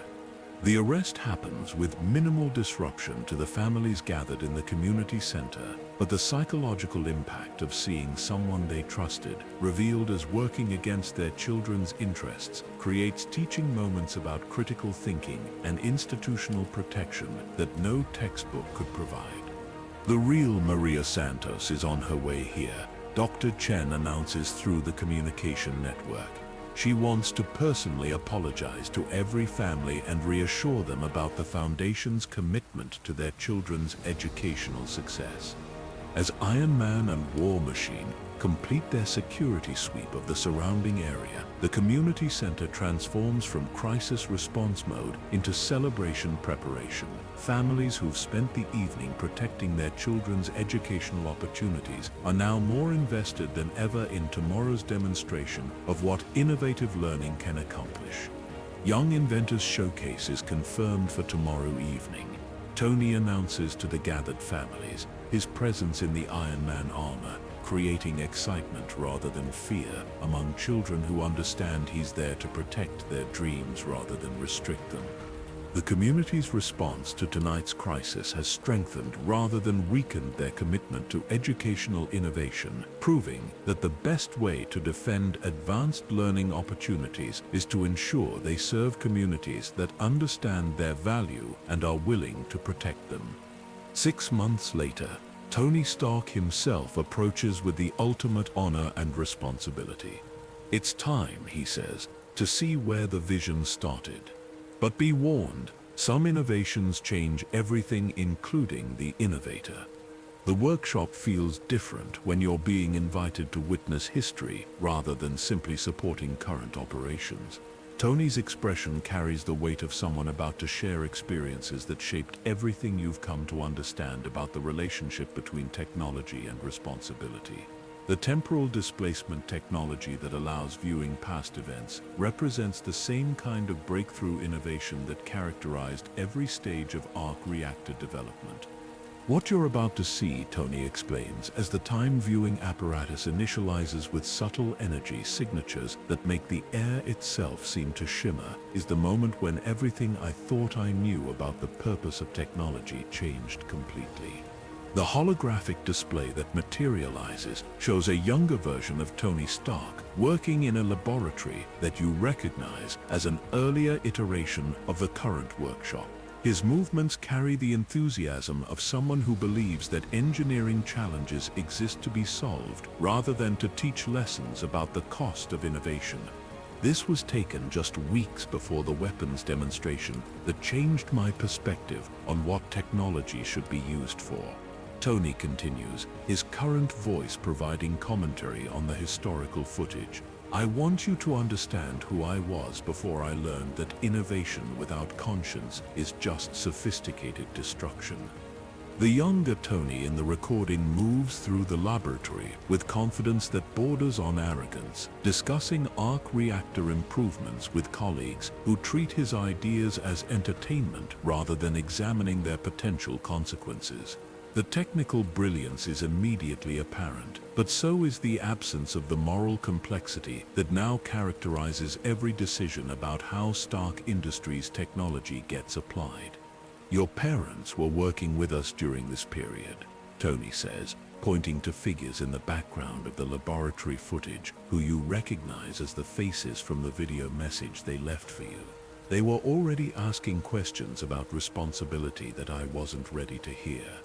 The temporal viewing technology allows you to observe conversations between your parents and the younger Tony, discussions that reveal growing concern about the weapons applications of arc reactor miniaturization.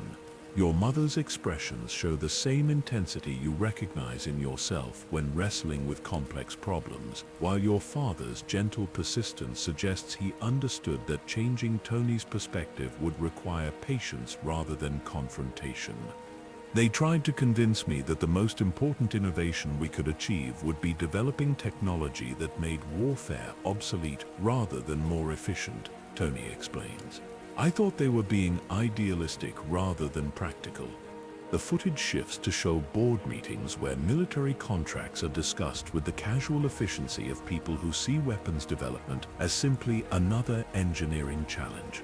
The younger Tony presents arc reactor applications for defensive systems with enthusiasm that treats increased lethality as a positive outcome rather than examining what it means to make individual soldiers capable of causing unprecedented destruction.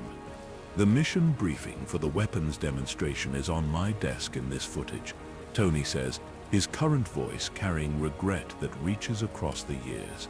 I was excited about the opportunity to show off what we'd accomplished, completely missing the moral implications of what I was preparing to unleash. You study the younger Tony's face, seeing excitement and pride where you now know tragedy and transformation are approaching.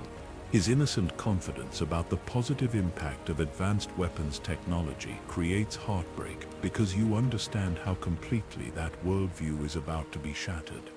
Dr. Chen was also working with us during this period, Tony continues, pointing to a familiar figure consulting with your parents about safety protocols. She understood the potential consequences better than I did, but I dismissed her concerns as excessive caution rather than wisdom. The temporal viewing system allows you to witness the exact moment when your parents made their final attempt to convince Tony that arc reactor technology should be developed exclusively for civilian applications. Their passionate arguments about corporate responsibility and the moral obligations of advanced innovation fall on ears that aren't yet ready to hear warnings about the cost of unchecked technological development. They died on their way back from a meeting where they'd threatened to resign if we didn't redirect the arc reactor project toward purely defensive applications, Tony says quietly. I thought they were overreacting to manageable risks rather than recognizing unavoidable moral realities. The weight of that revelation settles over you like a physical presence. Your parents died not in a random accident, but as a consequence of their refusal to compromise their ethical principles about how innovative technology should be used. Their final attempt to protect the arc reactor project from military exploitation cost them their lives, but may have planted seeds of moral awareness that eventually transformed Tony's entire approach to innovation. The weapons demonstration that I was so excited about, Tony continues, took place exactly 1 week after your parents' funeral. I attended their memorial service on Tuesday and flew to Afghanistan on Thursday, still convinced that the best way to honor their memory was to prove that our technology could protect American soldiers more effectively than anything our enemies could deploy. The temporal viewing system shifts to show footage from the fatal mission, and you realize you're about to witness the exact moment when Tony Stark's worldview underwent the transformation that created Iron Man. The younger Tony's enthusiasm about demonstrating advanced weapons technology carries tragic irony because he has no idea that his own innovations are about to be turned against him. "The weapons that nearly killed me," Tony says, as the footage shows the convoy that will soon come under attack, were built using Stark Industries technology that had been stolen and reverse-engineered by the same people who were supposed to be protected by our innovations. The moral complexity of the situation becomes clear as you understand that Tony's transformation from weapons manufacturer to protective hero began with the realization that advanced technology inevitably finds its way into the hands of people who will use it for purposes that contradict its original intent. "Your parents understood something that took me years to learn," Tony continues. "Technology amplifies the intentions of whoever controls it, and the only way to ensure advanced innovations serve positive purposes is to design them specifically for protection rather than destruction." The temporal viewing system pauses at the moment just before the attack that will change everything, and Tony's expression shows the weight of someone who's about to watch his younger self learn lessons that could only be taught through personal suffering. "The choice I'm giving you," Tony says, "is the choice your parents never got. You can watch me learn these lessons the hard way, or you can trust that some knowledge comes with costs that are too high to pay."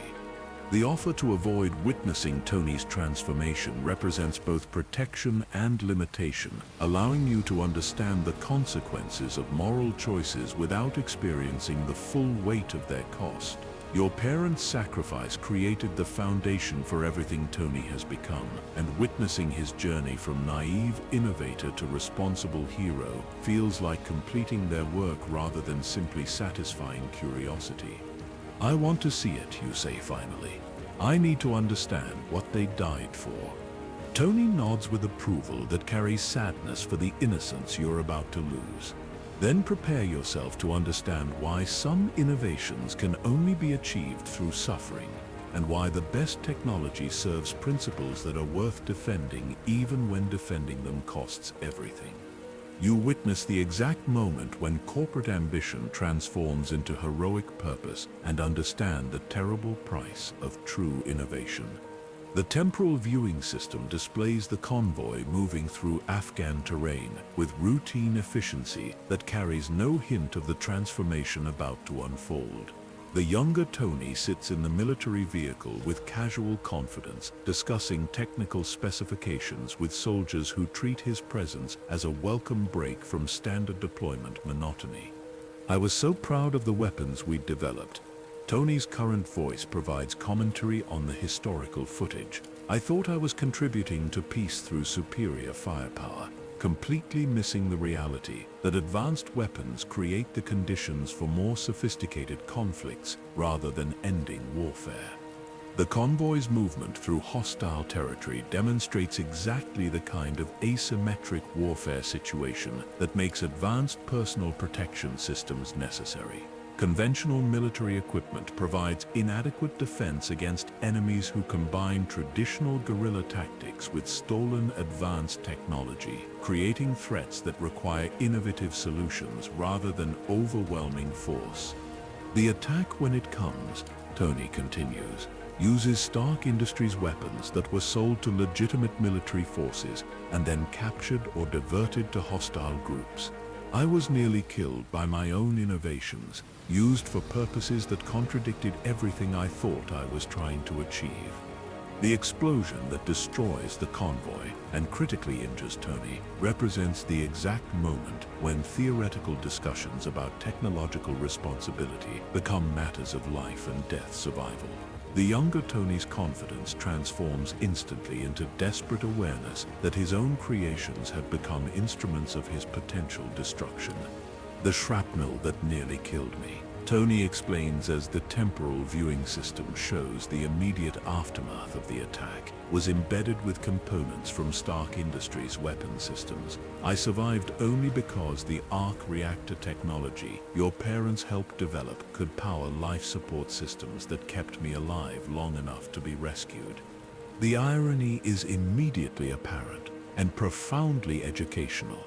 The same innovative energy systems that enabled advanced weapons development also provided the technological foundation for the medical devices that saved Tony's life after those weapons were turned against him. Dr. Yinsen, Tony says, indicating a figure who appears in the footage of Tony's captivity, understood something about the relationship between suffering and innovation that I was just beginning to learn. He showed me that the most important technological breakthroughs come not from advancing capabilities, but from redirecting them toward purposes that preserve life rather than destroying it. The makeshift laboratory, where Tony develops the first Iron Man armor, represents innovation under the most extreme constraints possible. Every design decision is driven by immediate survival needs rather than abstract engineering challenges, creating solutions that prioritize protection and escape over destruction and conquest. Building the Mark I armor, Tony continues, taught me that the most sophisticated technology is worthless if it doesn't serve principles worth defending. Dr. Yinsen died protecting the idea that advanced innovation should be used to create freedom rather than impose control. The temporal viewing system shows the painstaking process of creating arc reactor technology capable of powering personal defense systems under battlefield conditions. The engineering solutions that emerge from desperate necessity demonstrate creativity and resourcefulness that wouldn't have been possible in the comfortable environment of corporate laboratories. The moment when I first activated the Iron Man armor, Tony says as the footage shows the younger version of himself preparing for the escape attempt, was the moment I understood what your parents had been trying to tell me about responsibility. Advanced technology becomes heroic only when it's used to protect people who can't protect themselves. The first flight of Iron Man armor through hostile territory represents not just technological achievement, but moral transformation. The younger Tony uses his engineering genius to escape captivity, but the experience changes his understanding of what innovation should accomplish from competitive advantage to protective capability. Dr. Yinsen's final words, Tony continues, his voice carrying emotion that reaches across the years, were "Don't waste your life." He meant don't waste the opportunity to use advanced technology for purposes that justify the suffering required to develop it. The escape sequence demonstrates exactly the kind of application that arc reactor technology was always meant to enable: individual capability to respond to threats that conventional military forces couldn't handle, protection systems that prioritize preserving life over destroying enemies, innovation that serves to create possibilities rather than eliminating them. When I returned to the United States, Tony explains, I understood for the first time what your parents had died trying to protect. They knew that arc reactor technology could be used to make individual people capable of heroic actions, but only if it was developed specifically for protection rather than destruction. The temporal viewing system shows Tony's first public appearance after his rescue, where he announces Stark Industries' withdrawal from weapons manufacturing despite enormous financial costs. The decision represents exactly the kind of moral choice that your parents had been advocating, implemented at personal expense because it serves principles more important than profit. The press conference where I revealed my identity as Iron Man. Tony continues, showing footage of the moment that changed everything about how superhero identity is managed, was the moment I accepted full responsibility for how my innovations would be used. No more hiding behind corporate policies or government contracts. Every application of Stark Industries technology would reflect choices I was personally willing to defend. The weight of that decision becomes clear as you understand that Tony's transformation from corporate weapons manufacturer to personally accountable hero required accepting responsibility, not just for future innovations, but for every past application of technology he'd developed. The burden of moral leadership extends beyond current choices to include accountability for historical consequences. The Iron Man armor, Tony concludes, represents everything your parents believed technology could become: innovation that amplifies human capability for protection rather than destruction. Engineering that serves to create possibilities rather than eliminating them. Corporate resources deployed to defend principles that are worth defending regardless of their cost. The temporal viewing system completes its historical review, returning to present-day workshop, where you're surrounded by the ongoing evolution of everything that began with Tony's transformation from naive innovator to responsible hero. The arc reactor technology that powers current Iron Man operations carries forward the moral lessons learned through suffering that could have been avoided if earlier choices had been made with greater wisdom. Now you understand, Tony says, why some innovations can only be achieved by people who've learned that advanced technology amplifies the moral character of whoever controls it. Your parents died defending that principle, and their sacrifice created the foundation for everything we've been able to accomplish since. The full circle of understanding settles over you, like the gentle pulse of arc reactor energy that now feels like the heartbeat of innovation guided by conscience rather than ambition. You're not just learning about Iron Man's origin, but completing your own transformation from curious engineer to guardian of technological ethics. Are you ready? Tony asks, to help ensure that the next generation of innovators learns these lessons through education rather than suffering. The question represents both invitation and responsibility, offering you the opportunity to help develop educational programs that teach technological ethics alongside engineering principles, ensuring that future innovations serve protective purposes from their inception rather than requiring moral transformation through personal trauma.